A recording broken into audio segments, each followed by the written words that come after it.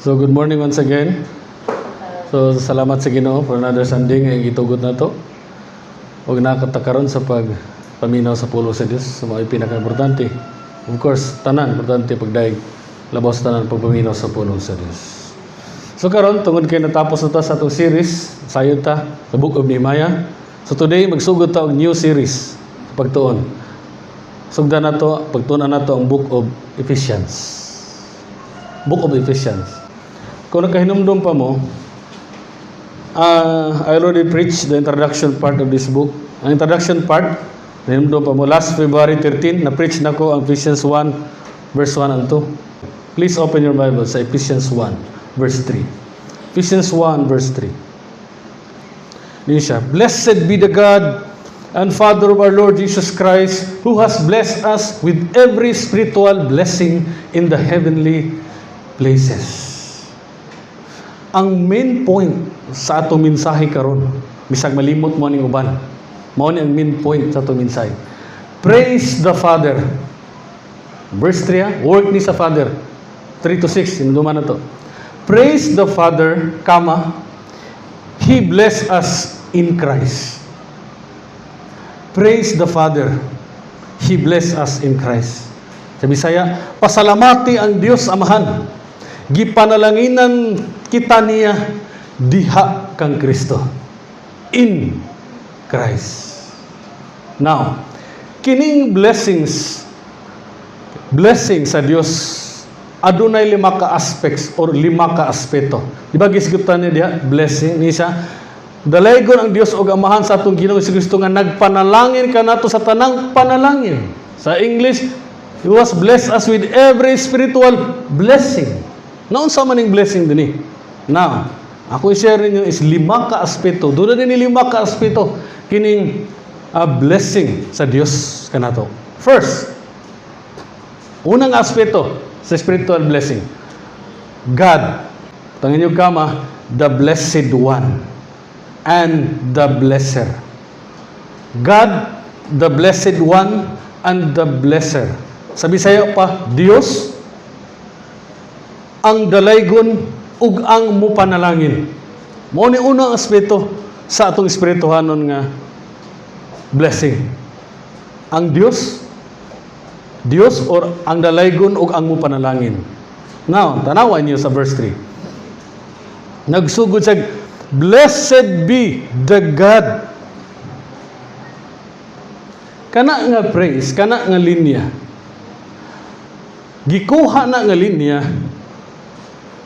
Gigamit man gud ni siya sa Jewish synagogue sa dihang mag-worship sila sa Dios. Gitawag na nila og biraka sa Hebrew. Niyon ko ninyo, kanang biraka is an expression of praise to God. Sa lain term, eulogy. Kini nga linya, blessed be the God. Wala ta masayop sa atong kanta. Ako yung nagpili ato. Blessed be the name of the Lord. Biraka. Eulogy. An expression of praise sa Diyos. Kini nga linya, blessed be the God, is common nga gigamit sa Book of Psalms, even sa New Testament. Tanawa. Mao ni ang format ha, tanawa ang biraka. Kining expression of praise or eulogy, mao ni ang format niya. First is isulti nila, mao ni nga line, blessed be the God, then plus kinsa, who. Kinsa ang daygon nato. Then ang rason nganong daygon nato ang Dios. Mao na ang format. Tanawa sa Psalms chapter 66 verse 20. So I hope nga namin Bible, musunod po na ako para di ta katulgon ha. Kaya magtuon ta karon. Now, medyo heavy ni atong pagtuon karon. Verse Psalms 66:20. Dili siya. Blessed be the God. Why? Para dihatag sa rason. Because He has not rejected my prayer or removed His steadfast love from me. Mao ni biraka. Format. Psalm 72 verse 18. Salmo 72:18. Blessed be the God, the Father of Israel, who, diba? alone does wondrous things. Sa New Testament, daghan pa kayong passage, pero kanan lang kong ihatag. Sa New Testament, 2 Corinthians chapter 1, verse 3 to 4. Tanawa, 2 Corinthians chapter 1, verse 3 to 4. Ngayon siya, blessed be the God, familiar ka na to ni, and Father of our Lord Jesus Christ, the Father of mercies, and the God of all comfort. Kinsa man ni siya? Sige, buhat niya, who comforts us in all our affliction. 1 Peter chapter 1, verse 3. Ngayon siya, blessed be the God and Father of our Lord Jesus Christ. According to His great mercy, He has caused us to be born again to a living hope through the resurrection of Jesus Christ from the dead. Kita ninyo? Linya? Now, sa atong passage karon verse 3, ningon siya, God, blessed be the God and Father of our Lord Jesus Christ. Same, di ba? Biraka, eulogy, the expression of praise. Daigo na to ang Diyos. God is to be blessed. Daigo na to ang Diyos. Simbaho na to ang Diyos. First, because He is the Blessed One. Saan ang Blessed One? Kanang Blessed One, mauna ang usa sa title nga gigamit, gihatag sa Diyos. Siyang kaugalingon. Tanaw ang Mark 14:61. Mark 14:61. So, kinahanglan tag Bible ron, kung namoy Bible, cellphone man or hard copy, samayo. Para ma-appreciate ninyo. Pulong sa Diyos. Mark 14:61. Tanaw. But he kept silent and did not answer. Jesus Christ. Again, the high priest was questioning him and saying to him, "Are you the Christ?" Tanaw, next slide. Insa? The Son of the Blessed One? Then listen to what Romans 1, verse 24 to 25. Tanawa. Romans 1, 24 to 25. Ingon. Therefore, God gave them over in the lust of their hearts to impurity so that their bodies would be dishonored among them. Tanawa. For they exchanged the truth of God for a lie and worship and serve the creature rather than the Creator, who is, kinsa, na angay daygon, simbahon. The Creator, who is the blessed, who is blessed forever. Mao nang kapungot sa Dios, gi-reveal niya sa mga tao who suppress the truth, mga tao nga nagsumpo sa kamatuoran. Instead nga i-worship nila ang Dios, they worship and serve the Creator, ang mga binuhat, rather than the Creator, ang magbubuhat, who is blessed forever. God, the Blessed One. Siya ang angayan daygon because He is the Blessed One. Kita niyo? Blessed be the God. Kanang ang God is the Blessed One. Siya ang i-bless forever. Now, God is to be blessed not just because He is the Blessed One, but He is also the Blesser. Siya ang, dili na siya ang Blessed One, kundi siya po ang blesser, siya ang giver, siya ang maghatag og panalangin. God is the giver of spiritual blessing. Tanawa sa verse 3 again. Blessed be the God and Father of our Lord Jesus Christ, ang sa gibuhat niya, who has blessed us. So, we cannot receive spiritual blessing, ang kaluwasan, to anyone, ni bisan kinsa, except from God alone. He is the blesser. He is the giver of salvation. He is the author of salvation. God, the Blessed One. Ang Diyos sa Biblia, ang Diyos sa Israel, nga atong gisimba karon, same nga Diyos nga gisimba sa Israel, tawon sa Dios sa Israel, karon nga atong gisimba, the Blessed One of Israel, the Blessed One, atong gisimba karon. Nga angay, halaran sa itong pagdahig, mao ang bugtong nga makahatag o kaluwasan, wala na ilain. So, mao ni rason nga i-bless na to siya. First, because He is the Blessed One. He is to be blessed forever. Mao ni nigadto na to sa langit. Daygon to siya sa walay katapusan because He is the blessed one. Dili lang kay kana, He is also the blesser. He is the giver of salvation. Siya ang naghatag kanato sa kaluwasan. Pinaagi ni Kristo. Now, ang second aspect of blessing, ang ikaduhang aspeto sa divine blessing. Una, God.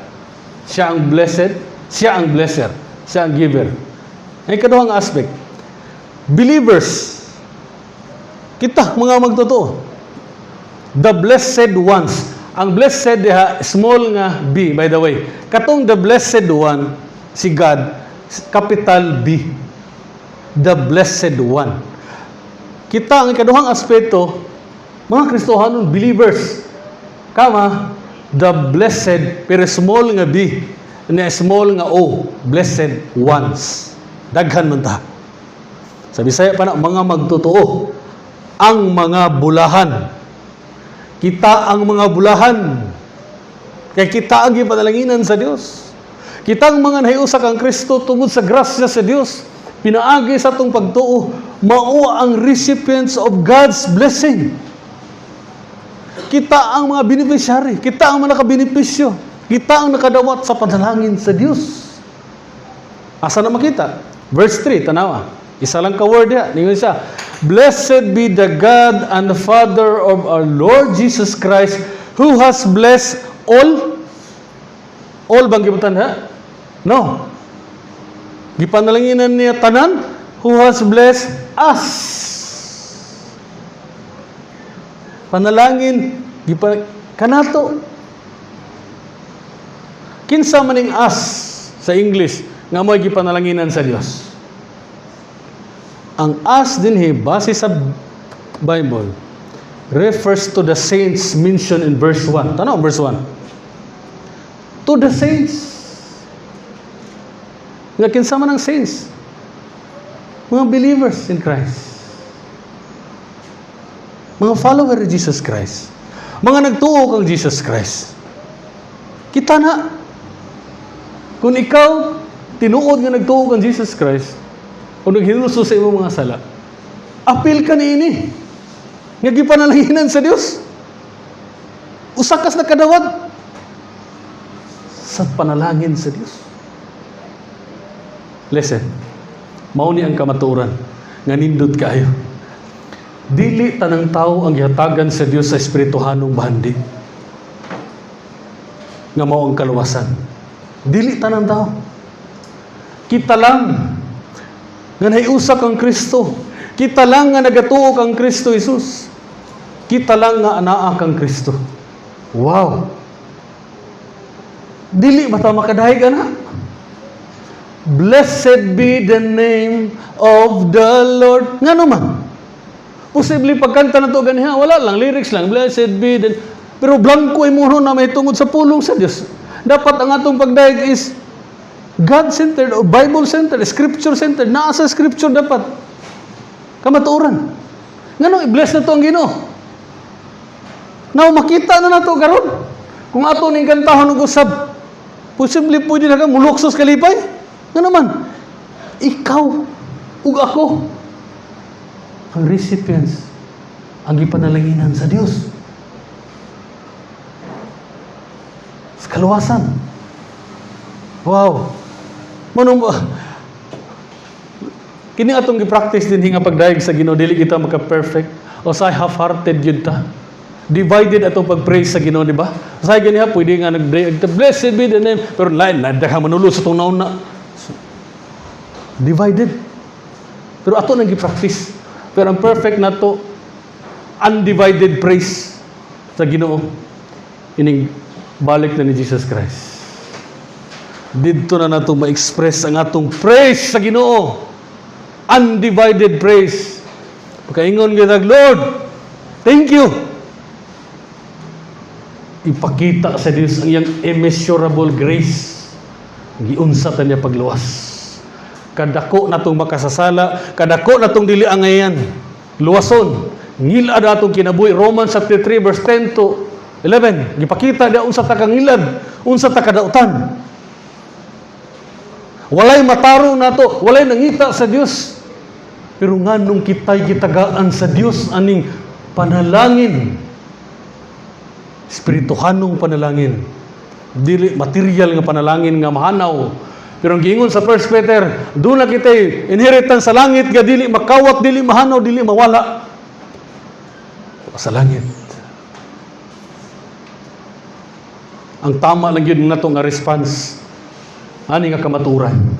Nga kita ang ipanalanginan sa Diyos. Kita ang the blessed ones. Kining Psalms 34 verse 1. Mauni dapat atong isulti. Response, kining kamaturan. Makaingon ta, I will bless the Lord at all times. His praise shall continually be in my mouth. Sa Bisaya pa, daygon ko kanunay ang Ginoo. Dili ako muhunong sa pagdaig kaniya. Maka, ngano nakaingon ang salmista ana? Kung dili ta kasabot sa kalalom, sa kabugat, sa kamatuuran, sa kaluwasan atong nadawat, dili ta makasulti niini. I will bless the Lord at all times. Blessed be the name of the Lord.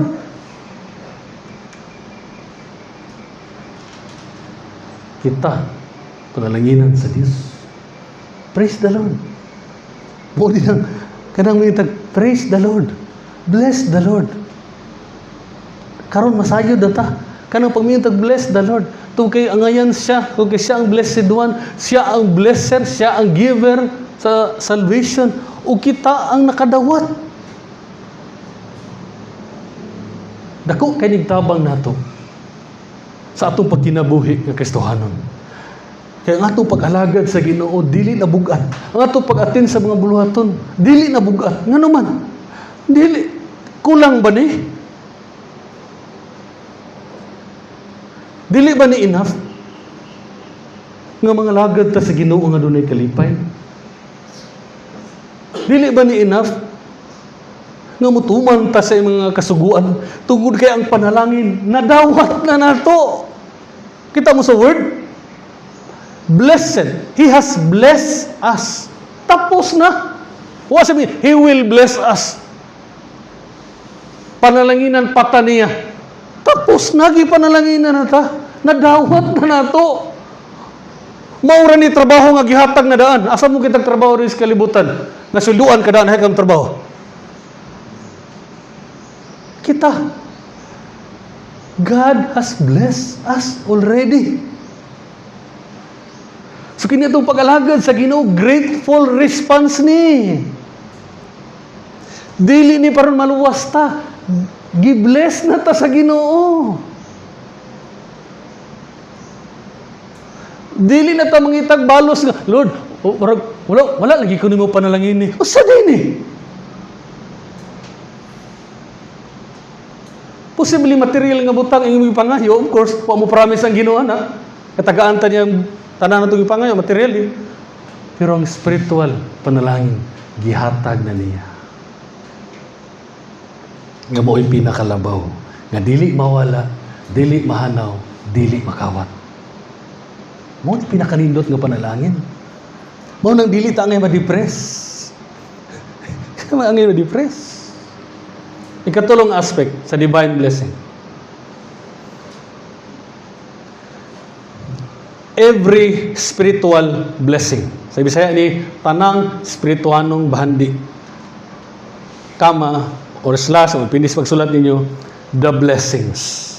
So, ang atong panalangin, tanang espirituhanong panalangin, mauna ang atong panalangin. So, sa tiunang divine aspect, God, the blessed one, or the blesser. Then next, the believers, the blessed ones. Ang mga bulahan. Ikatulo, spiritual blessing, mauna ang the blessings. Mga panalangin. Tanawan verse 3. Blessed be the God and Father of our Lord Jesus Christ. Tuli, ang gamit ako nga version di ay NASB. Karon lang ni nga time. Ngano gipili nako, explain nako tungod kay pag-arrange niya sa mga sa words, mas gwapo siya. Na-arrange siya nga gikan sa God, then us, then spiritual blessings, then heavenly places, last in Christ. Mas ana-arrange siya. Mo nang NASB akong gipili. Kasi matingala mo lahi inyong pagbasa sa English, lahi ako NASB akong gigamit. Balik ko na to. Isa, blessed be the God and Father of our Lord Jesus Christ, who has blessed us with unsa every, sa laing version, all spiritual blessing. Our Heavenly Father blesses us with every spiritual blessing. Now, unsa man ning mga blessing? Unsa man nga blessing? Kini nga blessing, kung tanaw na to ang Biblia, kini nga passage, gipakita, gipaklaro din unsa ni nga blessing.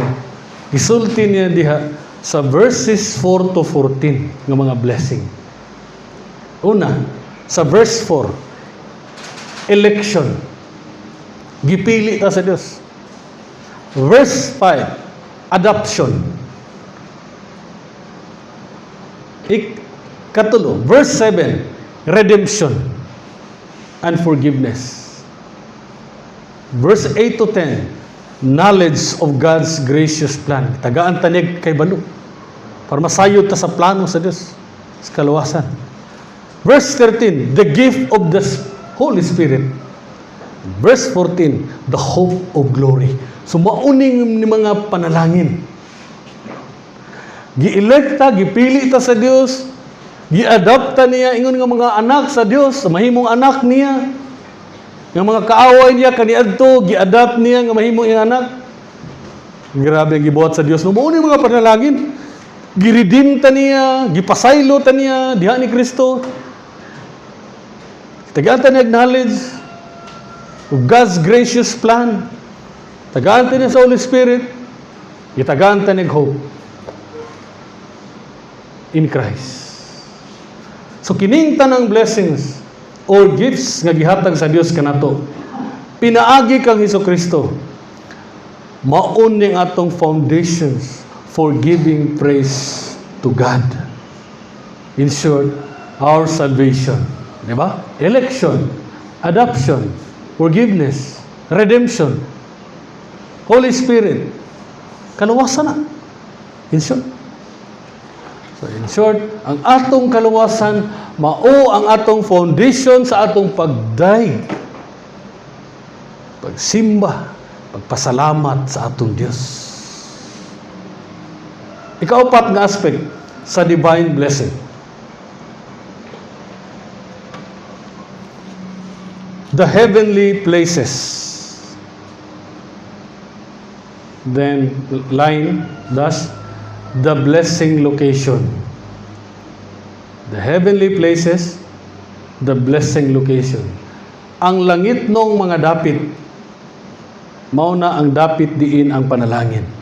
So, kinidi atong panalangin, ang location ani, in the heavenly places, wala dinhi sa kalibutan. Tanawa sa verse 3. Maayo ka pag-aari sa NASB, akong giingon ninyo. Blessed be the God and Father of our Lord Jesus Christ, Next, who has blessed us, kita na, with every spiritual blessing. So, mo nang blessing. Asang location? In the heavenly places. Sa mga langit nung dapit. So, these blessings are enjoyed in the heavenly places. Ma-enjoy lang nato ni in the heavenly places. Something heavenly places. Ang heavenly places is the place to which Christ has been raised. Kung asa si Jesus Christ gibanhaw og naglingkod karon sa tuong trono sa amahan, mauna ang lugar, ang langit. Tanawa, chapter 1 gyapon, verse 20. Tanawa. Chapter 1 sa Ephesians 1:20. That he worked in Christ when he raised him, tanawa, from the dead and seated him at his right hand, asa dapita, in the heavenly places. So mo ni nga lugar. Then the heavenly places Dili lang ni lugar kung diin asa ang atong Ginoo nga si Jesucristo, mao po ni ang lugar to which His people united to Christ. Ephesians lang gihapon, chapter 2 verse 6, tanawa. I-connect, itanawa ninyo ng chapter 1 verse 20, kung i-open niyo, ay lang iwala up to ka sa chapter 2 verse 6, tanawa yung Bible. Labi ng English, gwapo kayo, tanawa. And raise us up with Him. Gibanhaw kita kauban na Kristo and, puro ni past tense, and seated us with Christ, with Him. Asa na pita? In the heavenly places in Christ Jesus. But pasabot, these gracious blessings are not simply future benefits nga atong ma-experience sa future, but are present reality for us.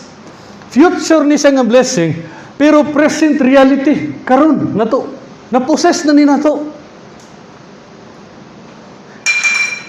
Kitang mga Christians, para masabtan na to, doon natay dual citizenship. Dili ng American citizen ka, Filipino citizen, dili. Natong dual citizenship, while naata din kalibutan, we are citizens of earth. But in Christ, bisan naapatan ining kalibutan na, ay nabata na himo citizen sa langit pag naata sa langit? No. While naapata sa kalibutan, ingon ang Philippians 3:20, our citizenship is in heaven. Ganun nyo? Ang atong future hope, future promise, pero present reality. Dito na ito ma-enjoy, kini nga blessing, kini atong perfect na salvation, dito sa langit. Pero future to, promise, pero present reality, na-possess na ito. Sigurado na. Citizen na ta sa langit. Kung mamatay man ta, langit atong padulungan kay citizen na ta. Nalista na atong ngalan dito. Ang tanang citizen sa langit, nalista ang pangalan sa langit. Book of Life. Pag abot ni Antichrist, yung Revelation 13, ang tanan nga ngalan nga wala malista sa Book of Life, musimba ni Antichrist. Sabot pasabot, kung matama si Pastor Jorim nga post-trib, dili kita mo simba ni Antichrist bisa pagputlan tagulo. Nga naman, kay gingon dito, ang tanang ngalan nga wala masulat sa Book of Life, mao'y mo worship sa beast ni Antichrist. Dili na gyud ta. Nga naman, citizen na ta sa langit, ang atong ngalan na lista na sa langit. That is why, mauning rason, ningon si Paul sa Colossians 3:1, busa tungod kay kamo nabanhaw man uban ni Kristo, tinguhaa ang mga butang nga atua sa langit. Ang dapit diin nagalingkod si Kristo sa tuo sa Dios in the heavenly places. Monong tinguhaon na to mga butang na to sa langit, kay tagalangit ta, dili ta taga diri. Monong dili pwede nga, of course, di ba pwede ta manarbaw dito. Di man daotan ang nadua kay tinguha nga makapalit mga butang ning kalibutan na. Pero above all, labaw sa tanan, tinguhaon na to ang mga butang nga langit nun kay taga didto ta. Ug motoy mulungtad hangtod sa kahangturan, ang tanang butang nining kalibutan na mahanaw.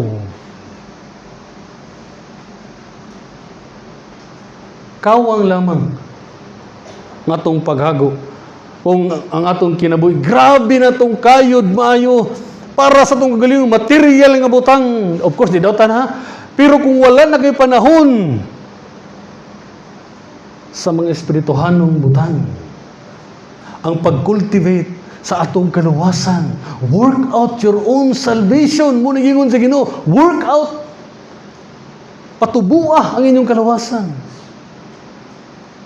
Paningkamot mo pag-ayo sa 2 Peter 1, nga ikadugang sa inyong pagtuwang mga godly karakter. Mauna dapat atong paningkamutan pag-ayo. Kaya ang atong blessing, ang location sa atong blessing, asa? In the heavenly places. Wala dinhi. So nasabta na nato nga numingon ta nga tinguha ang mga butang langit no. Saan tinguha langit? Tuwa atong panalangin didto. Mo na usay diri kay ngutag. Ma-depress ta usay. Ay tan Kristohano na problem ko. Uyan ako diri oy. Wala lagi mong blessing diri. Tuwa didto. So sayop namin prosperity gospel. Nung madato din sa kalibutan. Asa ang itong location sa blessing? In the heavenly places. Sa langit. Wala dinhi. Si Jesus Christ dato. May pangmilo. May panglanggam. Nagkatulgan. Puro anak sa tao. Wala nagkatulgan. Sige ba kita diha? Dili, it's not about material things. Dato pa sa material, kundi pagkadato at tubangan sa Diyos. Giunsa sa Diyos pagsulti tong tao nga sa Luke. Nga grabe niyang tinguha, punuon ako ni agong tulda, umapuno na, padakon ako kay wala gyud kasudlan. Pero ningon ang Ginoo. So Luke 12:20. Yung sa verse 19, katong richful. Grabing tigom niya. Yung sa verse 19, 12:19. And I will say to my soul, mayroon ka sa akong kalag, oh kalag, you have ample goods. Nagkakay kang mga pagkaon. Sige, pagmaya na lang, relax na lang kang pila katuig. Eat, drink, and be merry. Paglipay na lang mayo. Pero unsa gingon sa Dios. But God said to him, Fool! Buang! This night, your soul is required of you. Wao na nako na imong kalag.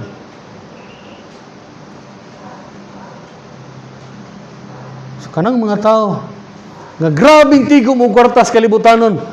Pero ningon din is verse 21, so is the one who lays up treasure for himself and is not rich toward God. So kitang mga Kristohanon, we are rich toward God because God bless us with all spiritual blessing. All. We are rich toward God. Dato tatubangan sa Dios. Pero ang mga tao nga rich sa iyarang kaugalingon, material nga butang, unsa siya tubangan sa Dios?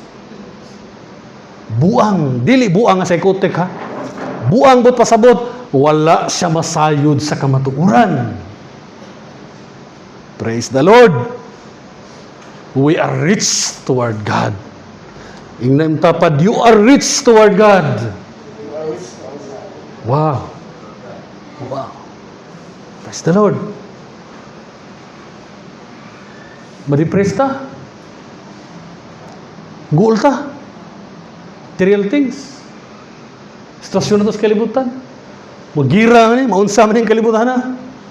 Never na mawala ang atong citizenship o atong blessing in the heavenly places. Wala na yung makakawat. Wala na yung makapahimulang ka nato. Gikan sa gugma sa Diyos. Ingon ni Bergogoy ganiya. Wala na yung makahukom ka nato. There is therefore now no condemnation for those who are in Christ Jesus. We are blessed sa Diyos in Christ Jesus. Mauni ang katapusan. Jesus Christ, the means of blessing.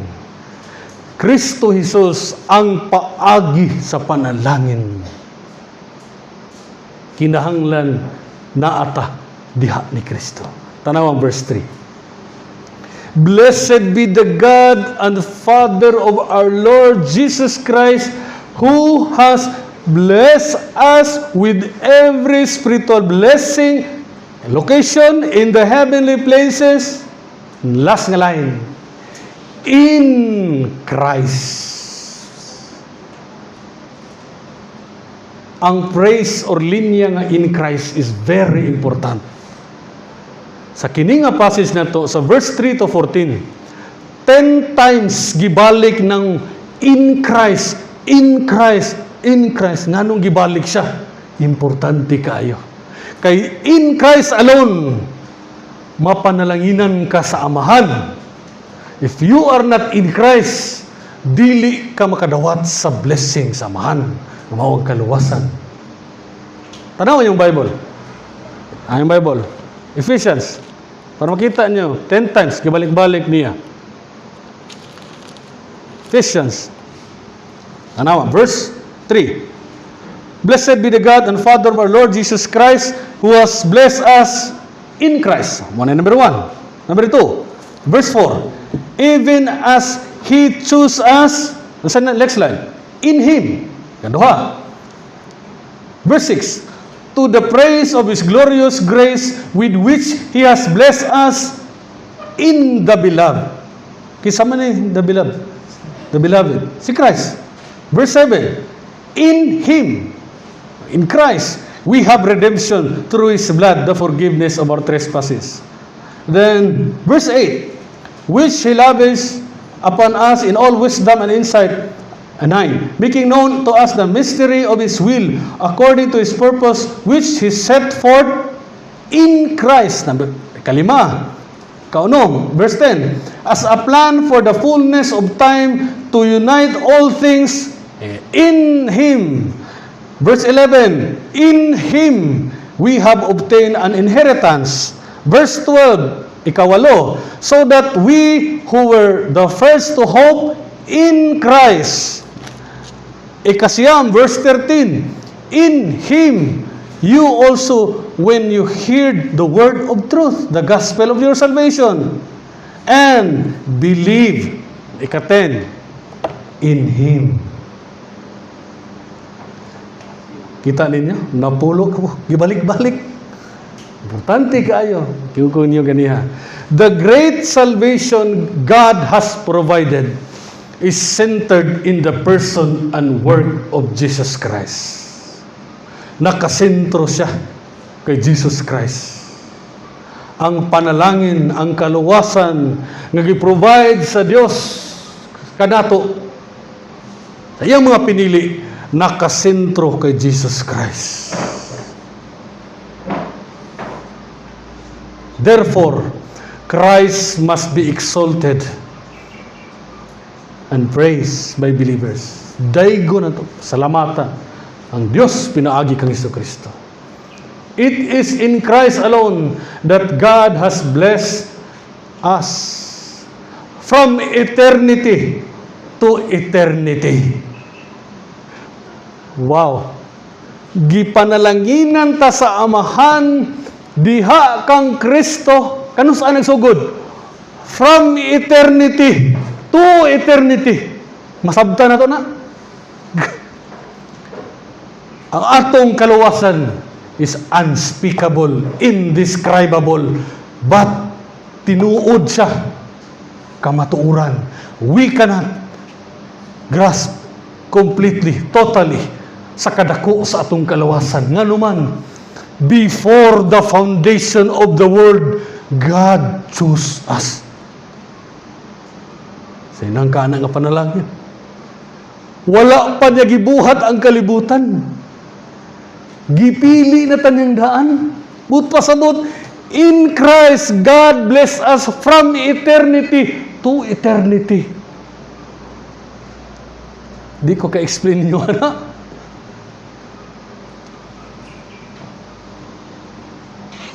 Therefore, balik ko na to ang main point na to. Sa main point na to. Praise the Father. He blessed us in Christ. Blessed be the name of the Lord. Pasalamatan na to, Diyos. Samahan. Gipanalanginan taniya. Diha kang Kristo. Unsaon nimo pagkahibalo if you are not in Christ, or if you are not saved? So klaruho na to. Of course, dili ko mag-assume. I hope nga kitang tanan, we are already in Christ.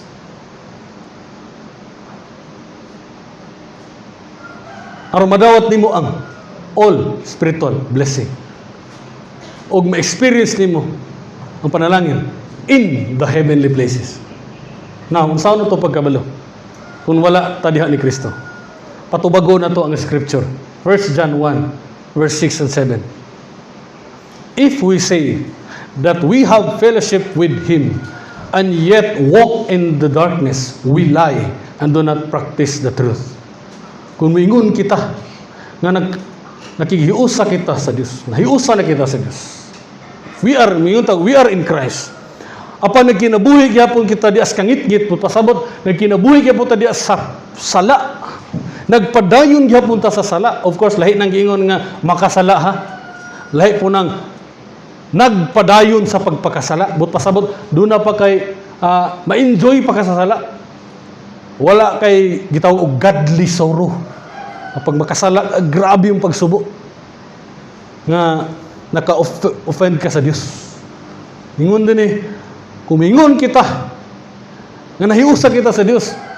Or kumingon kita nga we are in Christ. Apa nagpadayon gyapon ta sa pagkinabuhi sa kangit-ngit. Ingon sa dire, wala kanato ang kamatuoran na makak kita. Kiningon ang 1 John gyapon 3:9, ang tao nga nahimong anak sa Dios dili na gayud magpadayon sa pagpakasala nganuman kay ang kinaiya sa Dios anaa na kaniya. Mo nang dili pwede nga mingon ta nga we are in Christ. Yes, thank you Lord, nadawat na ko spiritual blessing. Pati nga yaya sayo na i-claim no. Lord, salamat kayo spiritual blessing. Pero sigurado ka? Ako, of course, dili ko mo condemn ninyo. Pero importante kayo, kay even si Paul, ningon siya, examine yourself if you are still in the faith. Importante kayo nga, examine na ito itong gagalingon. I hope, makasabot mo, kay part sa akong ministry, part sa akong role as preacher, is evangelism in the pulpit. Importante kayo, pwede mag-evangelize di gahapon ko, bisan ako sa pulpit. Importante kayo nga examine na itong kagaling ko sigurado na kita nga we are in Christ. So first John nag-ingon, kung nagpadayon ka sa pagpakasala, dili ka iya sa Dios, dili ka anak sa Dios, anak ka sa yawa. 1 John 3:10. Pero higala, doon ay good news. Kung maghinulsog kasi mong sala, biyaan mo mong sala, talikdan ni mo sala, ihit ni mo sala, ug tuuhan nimo nga si Jesus na magkaluwas nimo, wala na lain. Madawat nimo ang kaluwasan nga gikan sa Dios pinaagi kang Kristo Jesus. Importante kayo ang paghinulsol. Kay usahay ma-emphasize ra kayo ang pagtuo. Tuuhi si Jesus, tuuhi. How about paghinulsol? Ningon ang Luke 13:3. Lucas 13:3. Apan dili ka na mao, hinuon sultihan ko kamo, nga kung dili kamo maghinulsol, kung dili kamo maghinulsol o mutalikod sa inyong mga sala, kamong tanan mga matay usab. Usab ning word nga, you will also likewise perish. Kanang word nga perish diha, mamatay, is eternal death sa lake of fire. Dili na kamatayon physical. Perish meaning eternal death, the lake of fire. So ang dili maghinulsol umutalikod sa iyang sala, silutan sa linaw nga kalayo. Apan, salamat sa Dios. Adunay good news. Naagi ni Kristo. Siya lang ang paagi para malikayan na ito linaw nga kalayo sa impyerno. I hope susihon na ito itong kagalingon. Tanawa yung kagalingon. Kung i-claim kang Christian ka, kung klaro na sa imuha ang kalawasan, praise the Lord! Kita nga mga tinuod na nga mga lawas, of course, ang atong baton, praise the Lord! He blessed us with every spiritual blessing in Christ. Apan kung wala pa'y klaro imong kaluwasan, kaya makita nimo sa imong kinabuhi, nga wa pa'y kabaguhan. Nagpadayon ra kay pugas pagkasala, ang imo ra kay pong kaugalingon gituman, dili ang kabubuton sa Dios. Paghinulsod, aron madawat nimo ang espirituhan ng panalangin in the heavenly places in Christ Jesus.